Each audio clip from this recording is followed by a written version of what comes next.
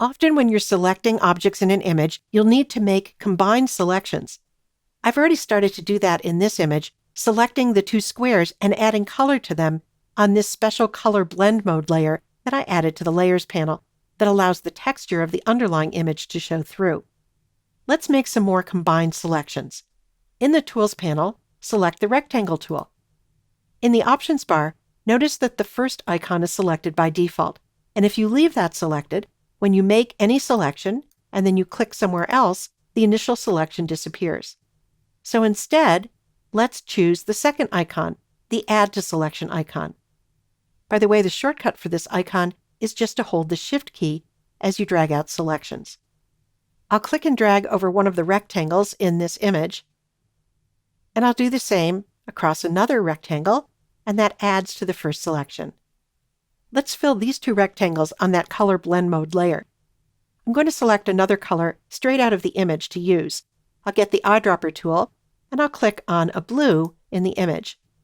Now I could go up to the Edit menu and the Fill command there, but it's quicker to use the shortcut for filling with the foreground color, which is to press the Option plus Delete keys on a Mac or the Alt plus Backspace keys on Windows.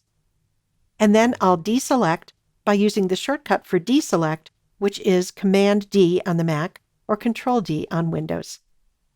So that's how to add to a selection. Let's see how to subtract from a selection. Again, I'll select the rectangular marquee tool, and this time in the Options bar, I'll select the Subtract from Selection icon. And by the way, the shortcut for this icon is to hold the Option key on a Mac or the Alt key on Windows as you drag out selections. In the image, I'll click and drag across the entire painting. Now I want to subtract the inner white square, so I'll click and drag over that. And now I have a selection of just the gray border. To add color to that, again, I'm going to press Option plus Delete on the keyboard to fill that selection with the foreground color. That's Alt plus Backspace on a Windows keyboard. And I'll deselect, Command D on the Mac, Control D on Windows.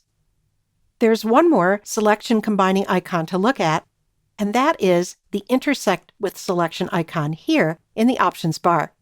I'll select that, and this time I'm going to use another tool. I'll go to the Rectangular Marquee tool and hold, and I'm going to choose the Single Column Marquee tool instead. So I'll come into the image, and I'm going to click in just about the center, and that creates a single pixel wide selection from top to bottom of the image. Now I only want this selection to appear inside of that white square, so I'm going to intersect this selection with a selection of the white square. I'll go back to the Rectangular Marquee tool, and I'll click on a corner of the white square, and I'll start to drag, and I'm going to hold down the Shift key to constrain proportions to a square, and as soon as I release my finger from the mouse and from the Shift key, you can see that the resulting selection is an intersection of the two. Let's give this selection a stroke. I'm going to go back to the background layer for this and click on it, and then I'll go up to the Edit menu, and I'll choose Stroke. I'll set the width of the stroke to 3 pixels. I'll click the Color field, and then I'll move into the image, and I'm going to select that same blue color from the photo. And then I'll click OK in the color picker and OK in the Stroke dialog box, and that strokes the selection, and I can deselect by pressing Command D on the Mac or Control D on Windows. Now you don't have to use just one tool when you're combining selections. You can use multiple tools together. So those are some ways to combine selections to get just the selection that you need.